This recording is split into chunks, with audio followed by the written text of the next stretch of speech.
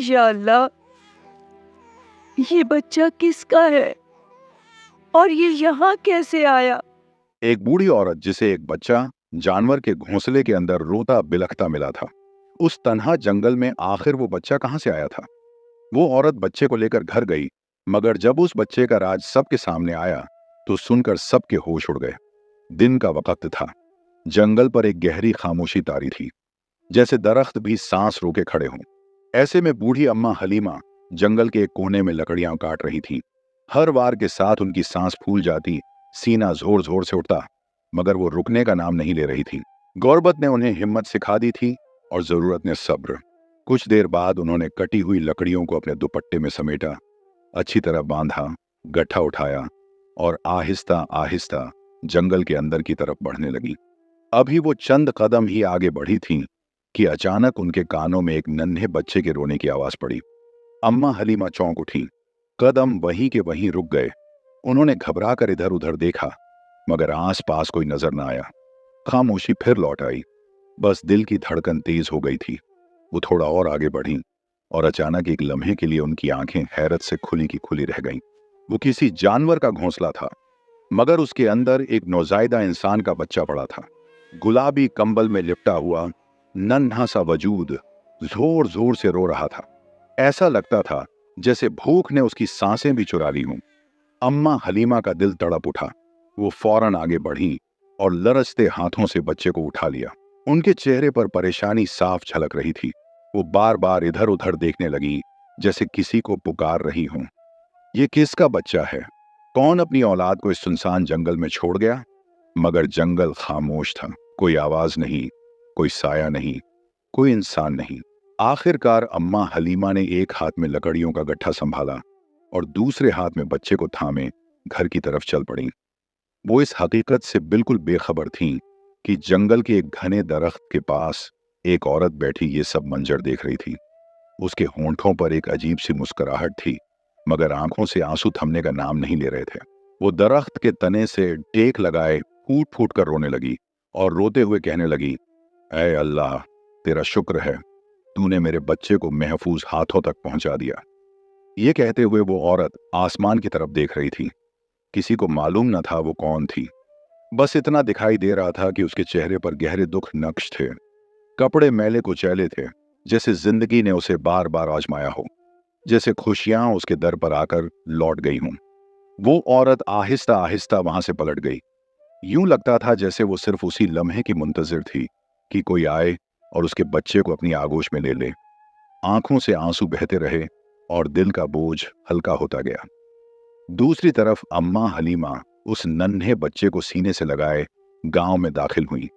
गांव वालों की नजरें फौरन उन पर जम गई। हैरत और सवाल सबके चेहरों पर थे। अरे अम्मा हलीमा, ये बच्चा तुम कहां से उठा लाई हो?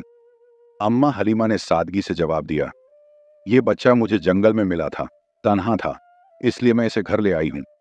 ये सुनकर लोग और भी हैरान हो गए। तभी एक औरत आगे बढ़ी और तल्खी से बोली, अरे अम्मा हलीमा, किसी के गुनाह का टोकरा तुमने अपने सर क्यों ले लिया? न जाने किसकी हराम की औलाद है जो इस तरह जंगल में फेंक गया, वरना कोई अपने बच्चे को यूं ही छोड़कर जाता है। ये अल्फाज अम्मा हलीमा के दिल को चीरते चले गए। उनका दिल कट कर रह गया। वो सोचने लगी कि लोग कितने संग दिल हो सकते हैं जो एक मासूम जान के बारे में ऐसी बातें कर रहे हैं। अम्मा हलीमा ने फौरन मजबूत लहजे में कहा, यह बच्चा मैं लेकर आई हूं और इसकी परवरिश की जिम्मेदारी भी मेरी है। किसी को कोई हक नहीं कि इस पर उंगली उठाए या सवाल करे। उनके लहजे में ऐसा यकीन था कि लोग खामोश हो गए। आखिर उन्हें क्या एतराज होना था? परवरिश तो उन्हें करनी नहीं थी। एक एक करके सब अपने अपने घरों को लौट गए। अम्मा हलीमा बच्चे को लेकर फौरन घर के अंदर आईं। उन्होंने दूध गर्म किया और मोहब्बत से बच्चे के मुंह से लगा दिया। बच्चा शायद बहुत भूखा था। दूध पीते ही उसकी रोने की आवाज धीमी पड़ गई और थोड़ी ही देर में उसे जैसे सुकून मिल गया। अम्मा हलीमा मुस्कुराती आंखों से बच्चे को देख रही थीं। होंठों पर मुस्कुराहट थी और आंखों में नमी। अम्मा हलीमा एक बीवा औरत थी। अल्लाह ने उन्हें औलाद की नेमत से नहीं नवाजा था। शौहर के इंतकाल के बाद वो खुद ही मेहनत मशक्कत करती थीं। जंगल जाती, लकड़ियां काटती, उन्हें बेचकर अपना गुजर बसर चलाती। और आज शायद अल्लाह ने इसी बच्चे को उनकी जिंदगी में तोहफा बनाकर भेज दिया था। तभी अम्मा हलीमा की नजर बच्चे के गले में पड़ी, जहां एक सोने की चेन थी। वो लम्हे भर के लिए रुक गई, गौर से चेन को देखा, फिर सर झटक दिया। ये बच्चा अब उनकी जिंदगी का मरकज बन चुका था। अम्मा हलीमा ने बच्चे का नाम फैजान रखा। फैजान बेहद खूबसूरत और ज़हीन बच्चा था और अम्मा हलीमा उसके लिए अपनी हर तवानाई वक्फ कर देती थी। यूं ही दिन गुजरते गए, मोहब्बत और फिक्र के लम्हों में लिपटे हुए। फैजान पूरे 5 साल का हो गया था। एक दिन अम्मा हलीमा घर के सहन में बैठी सब्जी काट रही थी कि अचानक फैजान रोता हुआ अंदर आया। अम्मा हलीमा ने उसे रोते हुए देखा तो उनका दिल तड़प उठा। फौरन बोली, क्या हुआ है बेटा, तुम क्यों रो रहे हो? फैजान रोते हुए बोला, अम्मा, आपको पता है गली में जो बच्चा है फारूक, आज उसने मुझे मारा। वो हर रोज मुझे मारता है और स्कूल में भी। आज जब मैंने उससे अपना बदला लिया तो उसकी माँ ने मुझे बहुत डांटा।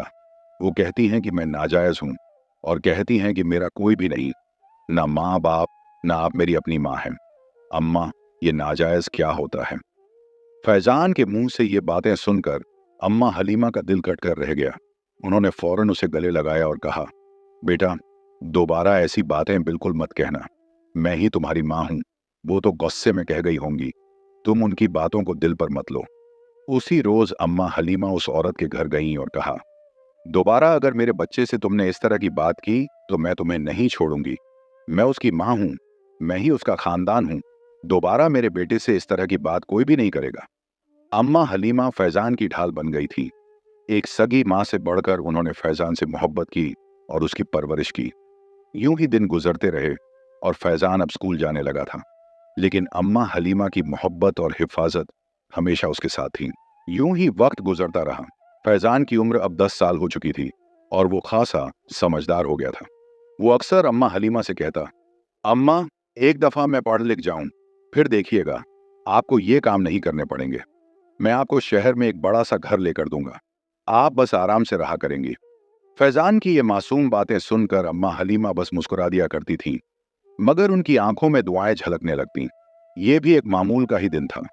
फैजान स्कूल गया हुआ था और अम्मा हलीमा हसबे मामूल जंगल में लकड़ियां काट रही थी। इन्हीं लकड़ियों से उनका गुजर बसर होता था। वो लकड़ियां काटने में मसरूफ थीं कि अचानक उनकी नजर एक औरत पर पड़ी जो वहां खड़ी थी। अम्मा हलीमा चौंक उठी। उस घने और सुनसान जंगल में ये औरत कहां से आ गई? वो औरत तेजी से आगे बढ़ी और सख्त लहजे में बोली, मैं अपनी अमानत वापस लेने आई हूं। अम्मा हलीमा हैरत से उस औरत को देखने लगी। उनके चेहरे पर उलझन साफ झलक रही थी। बोली, तुम कौन हो और किस अमानत की बात कर रही हो? मैंने तुम्हें पहली बार देखा है। आज से पहले ना तुम्हें देखा है और ना ही जानती हूं। वो औरत फौरन बोली, मैं अपना बच्चा वापस लेने आई हूं, जो 8 साल पहले मैं यहां छोड़कर गई थी। ये सुनना था कि अम्मा हलीमा की आंखें हैरत से खुली की खुली रह गईं। उनके जिस्म में जैसे बिजली सी दौड़ गई। वो चीख कर बोली, खबरदार, जो तुमने मेरे बेटे को अपना बेटा कहा, वो मेरा बेटा है। फैजान, दोबारा मेरे बेटे का नाम भी अपनी जुबान पर मत लाना। देना तो दूर की बात, मैं तुम्हें उसे देखने भी नहीं दूंगी। अम्मा हलीमा की आंखों में खून उतर आया था। वो कैसे अपने लगते जिगर को किसी और औरत के हवाले कर सकती थी? उन्होंने फैजान को अपनी कोख से जन्म नहीं दिया था, मगर उससे बेइंतहा मोहब्बत की थी, एक सगी मां से बढ़कर। वो फौरन घर की तरफ लपकी। उनके चेहरे पर गहरी परेशानी छाई हुई थी और दिल खौफ से कांप रहा था। अगर फैजान को मुझसे छीन लिया गया तो मैं क्या करूंगी? अम्मा हलीमा घर पहुंचते ही चारपाई पर बैठ गई। गम और सदमे की वजह से उसका बुरा हाल था। उसे डर था कहीं ये बच्चा उससे छिन न जाए। कुछ ही लम्हों बाद दरवाजे पर दस्तक हुई। अम्मा हलीमा ने कांपते हाथों से दरवाजा खोला तो वही औरत सामने खड़ी थी। वो फौरन रोते हुए अंदर आ गई और अम्मा हलीमा को देखकर बोली, खुदा के लिए मेरी बात का यकीन करें, मैं सच कह रही हूं। मैं आपको सारी सच्चाई बताऊंगी, तब आपको यकीन आ जाएगा कि वो मेरा ही बेटा है। वो औरत रोने लगी और उसने ऐसे राज से पर्दा उठाया कि सुनकर अम्मा हलीमा भी हैरान रह गईं। मेरा नाम मरियम है। मैं अपने माँ बाप की मन्नतों और मुरादों के बाद पैदा होने वाली औलाद थी। मेरे 3 भाई थे, 2 बड़े जो मुझसे उम्र में काफी बड़े थे। जब मेरी पैदाइश हुई तो सब बेशुमार खुश हुए, क्योंकि मैं परिवार में पहली लड़की थी जिसने स्कूल की शक्ल देखी। मेरा बाप एक बहुत बड़ा आदमी था। हमारे पास दौलत की कमी नहीं थी। मेरा ख्वाब था कि मैं डॉक्टर बनूं, इसीलिए मेरे बाप ने खानदान से बगावत करके मुझे कॉलेज में दाखिला दिलवा दिया। लोग मेरे बाप से कहते, बेटी है, खराब हो जाएगी, उसे कॉलेज मत भेजो, कल को खानदान का नाम खराब करेगी। लेकिन मेरे बाप ने सबके सामने डटकर कहा, मेरी बेटी ऐसा कुछ नहीं करेगी। मेरे भाइयों ने भी मेरा साथ दिया। हमें पूरा यकीन है कि हमारी बहन कभी इज्जत खराब नहीं करेगी। अगर उसने ऐसा किया तो हम अपने हाथों से उसकी जान लेंगे। मैं बेहद खुश थी। हर दिन उम्मीदों और ख्वाबों से भरा हुआ था। मगर एक रोज मेरी मुलाकात कॉलेज में अहमद से हुई। अहमद एक गरीब घराने का लड़का था, मगर बहुत सुलझा हुआ और ज़हीन था। अक्सर हमारे काम के सिलसिले में बात हो जाया करती थी। इसके अलावा न मैंने कभी उससे फजूल बात की और न ही उसने मुझसे की। अहमद मुझे पसंद करने लगा। एक दिन उसने अपनी मोहब्बत का इजहार किया, लेकिन मैंने उसे धत्कार दिया। मगर धीरे धीरे वक़्त के साथ मुझे भी उससे मोहब्बत हो गई। जब मेरी कॉलेज की पढ़ाई खत्म हुई तो मेरी अहमद से बेपनाह मोहब्बत हो चुकी थी। मैं छिप छिप कर उससे राब्ता किया करती थी। अहमद ने कहा, मैं तुम्हारे घर रिश्ता लाना चाहता हूं, मगर तुम्हारे माँ बाप को नहीं पता चलेगा कि हम पहले से एक दूसरे को जानते हैं। मेरी बहन कहेगी कि कॉलेज में उसे मरियम पसंद आ गई थी, इसीलिए हम अपने भाई का रिश्ता लेकर आए हैं। अहमद अपनी माँ के साथ हमारे घर रिश्ता लेकर आया था, मगर मेरे अब्बा ने उन्हें बेइज्जत करके घर से निकाल दिया। सख्त और तल्ख लहजे में कहा, तुम जैसे गरीब लोगों को मैं अपनी बेटी का रिश्ता कैसे दे सकता हूं? कभी खुद को देखा है? सड़क छाप लगते हो तुम लोग, हमारे खानदान की बराबरी करने चले हो। अहमद दुखी दिल के साथ अपनी माँ का हाथ थामे वहां से पलट गया था। ये मंजर मेरी आंखों में बस गया था। मुझे अपने बाप का ये रवैया बिल्कुल भी पसंद नहीं आया, मगर मैं जानती थी कि अगर मैंने जबान खोली, अगर मैंने ये कहा कि मैं अहमद को पसंद करती हूं, तो वो मुझे जान से ही मार देंगे। कुछ ही दिनों बाद मेरे अब्बा ने मेरा रिश्ता एक बहुत बड़े खानदान में तय कर दिया। मैं खामोश रही, बिल्कुल खामोश। अहमद ने मुझसे कहा, अब हम मजीद सब्र नहीं कर सकते। और यूं मैंने अपनी जिंदगी का वो फैसला किया जिसने मेरा सब कुछ मुझसे छीन लिया। मैं अहमद के साथ भाग गई और उससे शादी कर ली। हमने वो गांव छोड़ दिया और दूसरे गांव में पनाह ले ली। चंद महीने जिंदगी सुकून से गुजरे, मगर ये सुकून आर्जी था। एक दिन हमें खबर मिली कि मेरा बाप इस दुनिया से रुखसत हो गया है। वो ये सदमा बर्दाश्त नहीं कर पाया था। खानदान के लोग उसे ताने दे रहे थे और मेरे भाई पागल कुत्तों की तरह मुझे ढूंढ रहे थे कि किसी तरह मैं उनके हाथ आ जाऊं और वो मुझे जान से मार दें। हम दोनों गांव गांव फिरते रहे, कभी कहीं छुपते, कभी कहीं भागते। हर लम्हा एक खौफ के साए में गुजरता था। मैं हामिला थी, मेरा 9वां महीना चल रहा था। इसी दौरान मुझे इत्तला मिली कि अहमद का एक खतरनाक एक्सीडेंट हुआ है, मगर मैं जानती थी ये एक्सीडेंट नहीं था। मेरे भाइयों ने जानबूझकर अहमद की जान ली थी। ये सच मेरे दिल पर बिजली बनकर गिरा। खौफ मेरे वजूद पर तारी हो चुका था। मैं एक और गांव चली गई और वहां एक बूढ़ी औरत के पास एक छोटे से घर में पनाह ली। वहीं मेरे बेटे की पैदाइश हुई। मेरी आंखों से आंसू बह रहे थे। मैं सोचती थी, क्या मेरी जिंदगी इसी तरह खौफ में गुजरेगी? क्या वो मुझे और मेरे बेटे को भी मार देंगे? मेरे भाइयों के आदमी वहां तक भी पहुंच चुके थे। मैं उस बूढ़ी औरत को खतरे में नहीं डालना चाहती थी।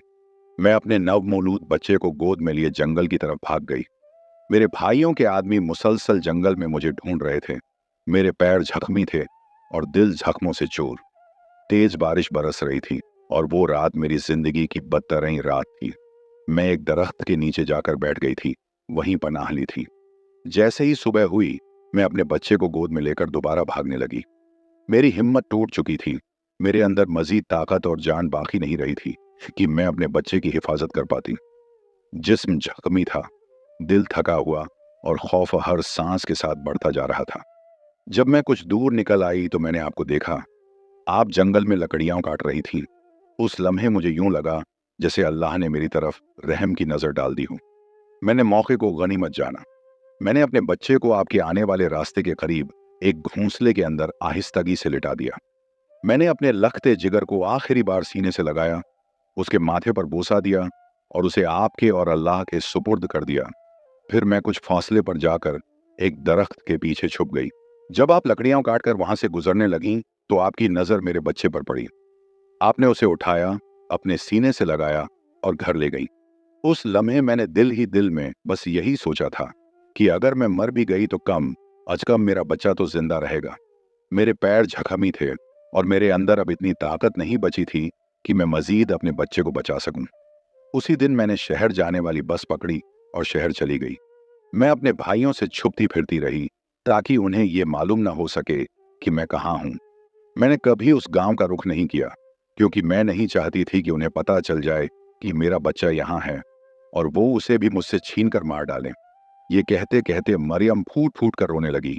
उसका वजूद हिचकियों में टूट रहा था, जबकि अम्मा हलीमा खामोशी से उसे देख रही थी। अम्मा हलीमा की आंखों में भी आंसू थे, मगर ये आंसू खौफ के थे। वो फैजान से जुदाई का तसव्वुर भी बर्दाश्त नहीं कर सकती थी। फैजान जब स्कूल से आया तो एक अनजान औरत को घर में देखकर ठिठक गया। वो फौरन अम्मा हलीमा से बोला, अम्मा, ये औरत कौन है? मरियम रोते हुए अपने बच्चे को देख रही थी। उसकी आंखों से बेरोक आंसू बह रहे थे। अम्मा हलीमा भी रोते हुए बोली, बेटा, ये तुम्हारी माँ है। फैजान ने फौरन जवाब दिया, नहीं अम्मा, आप मेरी माँ हैं। मैं इस औरत को नहीं जानता। मरियम ने फौरन एक चेन निकालकर अम्मा हलीमा की तरफ बढ़ाई और कहा, ये आखिरी निशानी है, इसे देख लें। यही चेन मैंने अपने बच्चे को छोड़ते वक्त उसकी गर्दन में पहनाई थी।